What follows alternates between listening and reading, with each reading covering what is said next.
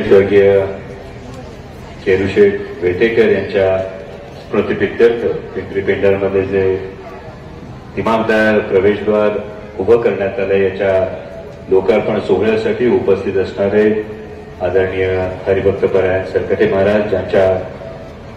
कीर्तनाचं खरं तर लाभ हा आपण सर्वांनी घेतला ते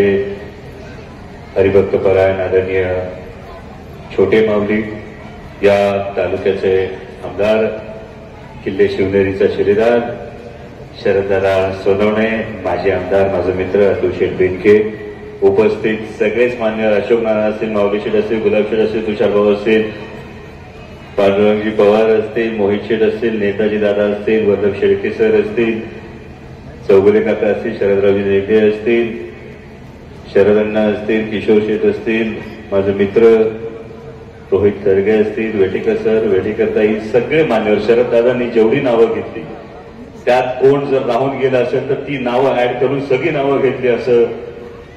गृहीत धरून कारण उशीर झाला याची पुरेपूर कल्पना आहे. पण खरोखर वेटेकर सर आदरणीय शेठ बाबांविषयी सगळ्यांनी सांगितलं पण आजच्या काळात जेव्हा ही प्रेरणा कुठं घ्यायची हा प्रश्न जेव्हा निर्माण होतो तेव्हा 72च्या दुष्काळात खड्डे घेण्याच्या कामापासून ते 100 एकर शेतीचा मालक होणं हा जो प्रवास आहे आणि हा प्रवास केल्यानंतर ज्या मातीत आपण मोठे झालो त्या मातीची ऋण कायम ठेवणं त्या मातीची इमान कायम ठेवणं ही खरी फार मोठी प्रेरणा ही शेठ बाबांनी दिली. त्यांच्या नावाने जे पुरस्कार देण्यात आले हबप यादव महाराज असतील रामदासजी यादव असतील दुर्गाडे सर असतील आपल्या सगळ्यांचं मनापासून कौतुक कारण हा मिळालेला पुरस्कार ही नक्कीच आणखी चांगलं काम करण्याची जबाबदारी आहे. कारण आजकालच्या काळात खरं तर ते पाय दुर्मिळ होत चालले ज्या पायावर नतमस्तक व्हावं ज्या पायाची धूळ चरणीला जी माती लावावी ते पाय दुर्मिळ होत चालले आणि म्हणून खरं तर मी आज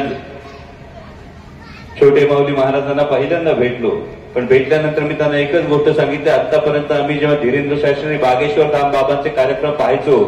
तेव्हा डोळे विस्फारून पाहायचो अबब एवढी गर्दी एवढी मोठी गोष्ट कशी असू शकते पण माऊली शेठ माऊली महाराजांनी ती खंत आमची दूर केली. आज इतके मोठे सप्ताह आपल्या मातीत होतात आणि हे होत असताना एक कुठेतरी हा अस्मितेचा जागर आहे म्हणजे ओतूरमध्ये होत असणारा त्रिशतकोत्तर अमृत महोत्सव जो आहे हा अस्मितेचा जागर आहे. आपण नेमके कोण आहोत आपली नेमकी ओळख काय या सगळ्याची जाणीव जागवणारी ही गोष्ट आहे आणि छोट्या माऊलींनी अशोकदादाजी एकत्र येण्याची बाब सांगितली. मगाशी शरददादाही म्हणाले एकत्र आलं पाहिजे पण आज देशासमोरची परिस्थिती पाहिली तर आज देशासमोरची परिस्थिती तीच आहे की मागे जे काही झालं निवडणुकीत जे काही झालं राजकारणात जे काही झालं पक्षात जे काही झालं हे सगळं विसरून देश म्हणून एकत्र येण्याची वेळ ही आता येऊन ठेपलेली आहे. पहलगाम मध्ये जो भ्याड दहशतवादी हल्ला झाला हा हल्ला झाल्यानंतर आज देशाच्या सीमांवर ज्या हालचाली सुरत येत्या काही दिवसांमध्ये मोठं काहीतरी जे आपल्या प्रत्येकाच्या मनात ही गोष्ट होती कारण कुठून तरी दहशतवादी हल्ला करायचा कुठेतरी बॉम्बस्फोट करायचा कुठेतरी काहीतरी अतिरेकी कारवाई करायची प्रत्येक वेळी कुरापत काढायची तर ही कुरापत काढणाऱ्यांचा जो पण पोशिंदा आहे त्याची नांगी ठेचण्याची वेळ आली ही आता देशासमोरची परिस्थिती आहे आणि त्यामुळे हे सगळे भेदाभेद विसरून जसं माऊली आपण म्हणाला त्या पद्धतीने सगळ्यांना एकजुटीनं एकमुठीनं एक संध देश म्हणून पुढे जायची गरज आहे. आणि म्हणून वेटेकर सर सरते शेवटी तुमचं मनापासून पुन्हा एका गोष्टीसाठी मनापासून कौतुक करतो तुम्हा सर्व वेटेकर कुटुंबाला मानाचा मुजरा करतो कारण मी कायम या भावनेचा पुरस्कर्ता आहे की सगळं विसरलं तरी पाप कधी विसरायचा नसतो त्याच्या सुरकुतलेल्या चेहऱ्यात सुख म्हणून व्हायचं असतं आणि ज्या आदरणीय शेठ बाबांनी एवढा मोठा आदर्श आपल्या समोर आपल्या पंचक्रोशी समोर तालुक्यासमोर घालून दिला त्या पावलावर पाऊल टाकत त्यांच्या स्मृती जपण्याचं काम जे तुम्हा सर्व वेठेकर परिवाराकडून होतंय त्याला माझा मानाचा मुजरा आपण इथं बोलावलं सत्कार सन्मान केलात आणि इतक्या चांगल्या कार्यक्रमात सहभागी होण्याची संधी दिली. योगायोग बघा पायगुण बघा शरददादा